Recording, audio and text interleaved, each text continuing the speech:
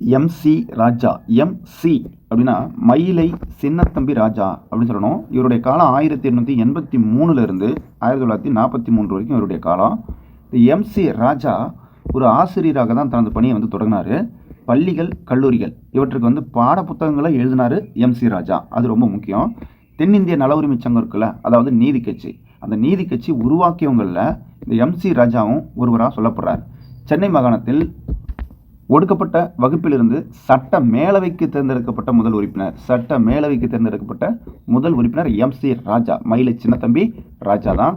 இவர் 1920 1926 வரைக்கும் சென்னை சட்ட மேலவையில் உறுப்பினராக இருந்திருக்கிறாரு. அது மட்டும் இல்லை, இப்போ நீதி கட்சி இருக்கு இல்லையா, இந்த நீதி கட்சி சென்னை சட்டசபையிலேயே நீதி கட்சியினுடைய துணைத் தலைவராகவும் செயல்பட்டிருக்கிறாரு எம்சி ராஜா அவர்கள்.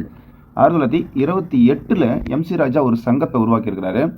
என்ன அப்படின்னா, அகில இந்திய அளவில் ஒடுக்கப்பட்டோர் சங்கம் எனும் அமைப்பை உருவாக்கினார். அதுக்கு நீண்ட காலம் தலைவராகவும் பணியாற்றி இருக்கிறாரு எம்சி ராஜா அவர்கள்.